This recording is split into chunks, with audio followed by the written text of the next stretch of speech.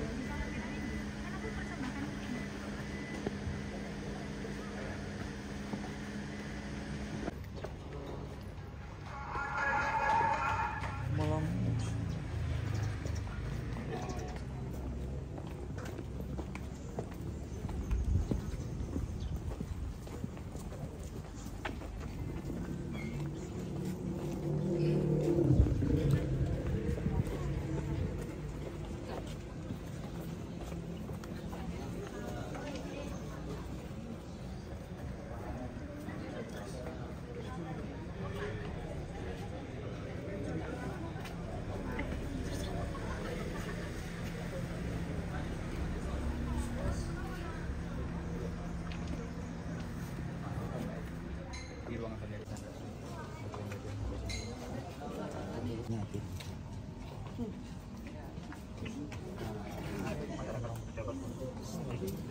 Yang mau foto, tapi mana?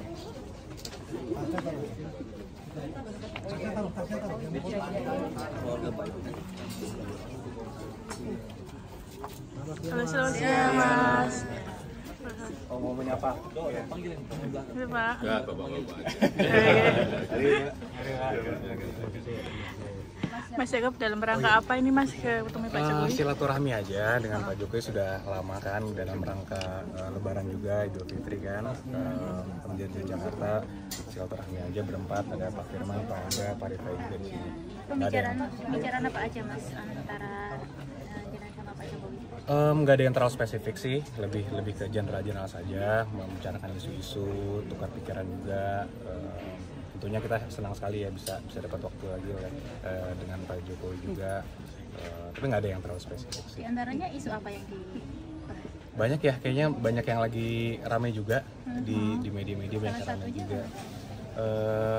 Mungkin yang lagi ramai tadi juga ada yang menanyakan juga mungkin mengenai ijazah Pak Jokowi, itu salah satu yang sedang kita lihat agak sedikit ramai di media.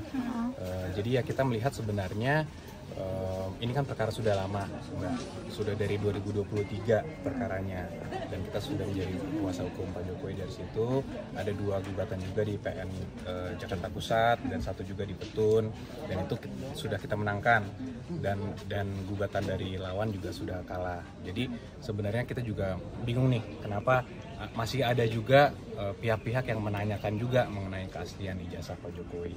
Karena kami juga melihat khususnya dari pihak instansi yang berwenang pun, dari UGM pun juga sudah memberikan statement yang clear bahwa memang jelas ijazahnya juga sudah diakui dan Pak Jokowi memang merupakan alumni dari UGM.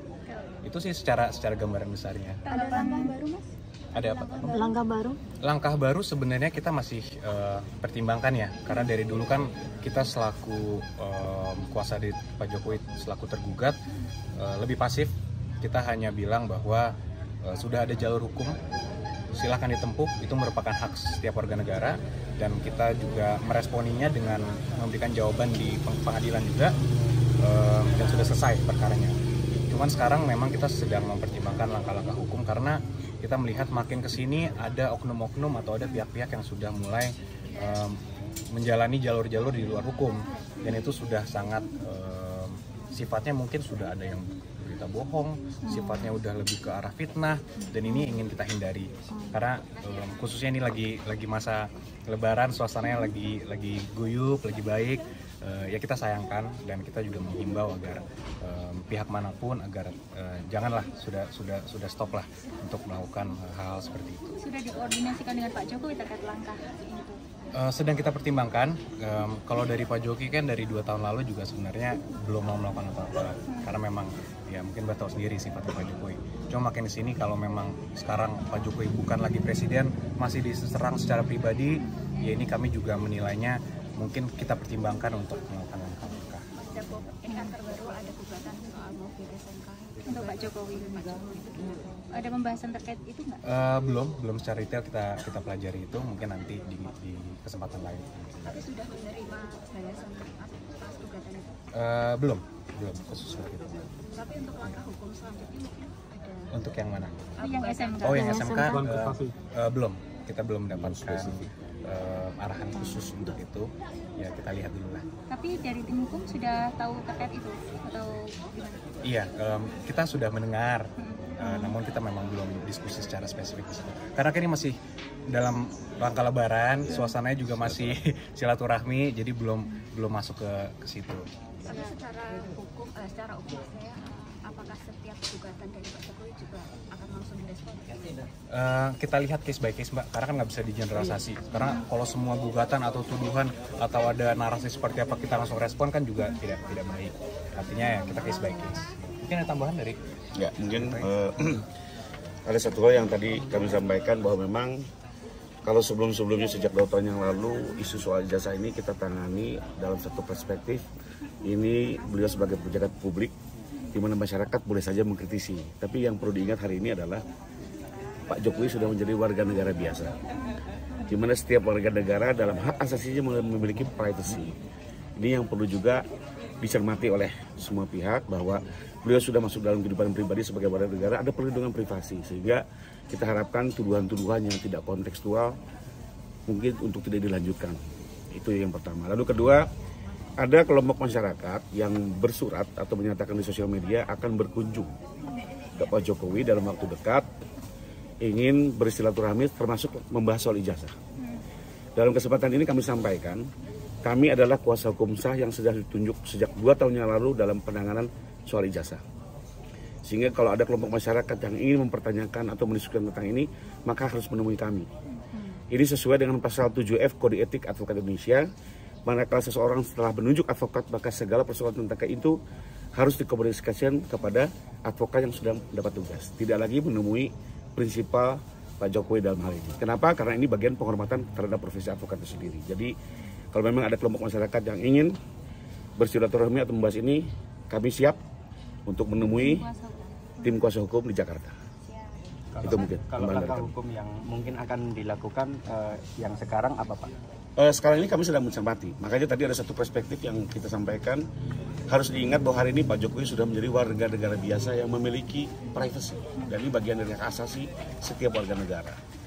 Sehingga tolong isu-isu atau informasi-informasi yang menyesatkan ini mungkin sudah cukup lah. Kalau kemarin sebagai pejabat publik kita bisa mengerti. Karena negara demokrasi mungkin saja.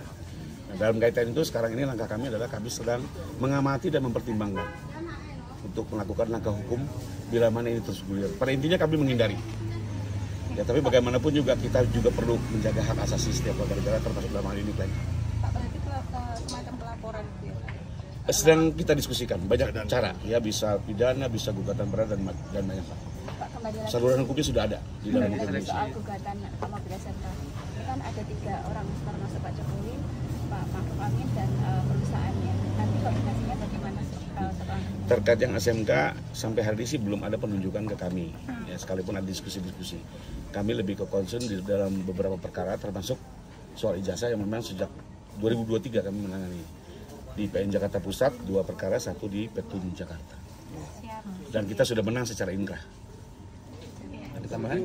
Mungkin secara prinsip yang dipersoalkan ini adalah terkait ijazah dari Pak Jokowi, di mana ijazah itu dikeluarkan secara resmi oleh Universitas Gadjah Mada. Dalam hal ini UGM sendiri sudah mengeluarkan statement bahwa Pak Jokowi adalah benar, ya, pernah kuliah di Fakultas Kehutanan UGM dan telah dinyatakan lulus dan ijazahnya asli. Nah, kalau pihak UGM sendiri sudah menyatakan itu adalah asli, lantas mau bagaimana lagi gitu loh. Dan ini kembali kami ulangin, ini sudah diuji dalam 3 kali persidangan, 1 tun, 2 gugatan perdata di PN Jakarta Pusat. Jadi seharusnya ini sudah masalah udah selesai ya, tapi kembali tadi masih ada lah oknum yang mungkin dengan tujuannya kita nggak tahu apa, angkat-angkat lagi. Terus kemudian juga ada beberapa pakar-pakar yang mulai melakukan perbandingan dengan apa yang mereka dapat gitu loh. Itu pakar itu kan membandingkannya itu tidak pegang yang aslinya, ya kan? Tidak pegang yang aslinya, dia hanya ngambil dari screenshotan, dari gambar di media atau gambar elektronik, kemudian dia membandingkan. Jadi itu sangat-sangat tidak ilmiah gitu loh. Jadi udahlah, makanya kami mengimbau juga masyarakat ataupun pihak-pihak oknum-oknum tersebut untuk sudahlah gitu loh. Semuanya udah selesai gitu loh. Pihak Universitas Gadjah Mada selaku lembaga yang mengeluarkan ijazah itu juga sudah menyatakan itu asli gitu. Jadi menurut kita dalam hal ini sudah diuji pengadilan, jadi pada prinsipnya udah no case lah, udah nggak ada perkara lagi di situ. Siap. Sudah diidentifikasi Pak? Sudah. Oknum yang akan tempuh jalur hukum itu? Belum. Jadi gini, belum akan ditempuh jalur hukum, tapi yang tadi disampaikan oleh rekan kami bahwa Pak Jokowi kan sekarang sudah menjadi warga negara biasa gitu. Jadi artinya beliau juga sudah mulai memikirkan untuk mencadangkan ya hak hukumnya dia. Artinya ini kan udah menyerang pribadi ya Pak ya gitu loh. Udah beliau seharusnya sudah bisa pensiun, istirahat tenang-tenang, tapi ada aja nih dibuka-buka untuk hal-hal yang nggak penting seperti ini. Gitu. Pak, namanya siapa Pak? Ya, saya Andra Pasaribu. Yakob Hasibuan, Saya Rifai Kusuma Negara.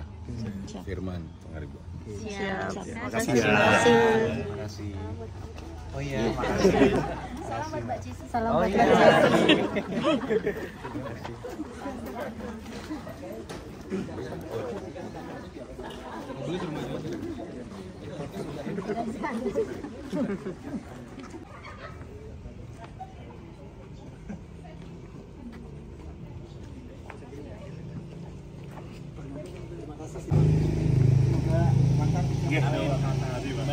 Terima kasih Pak.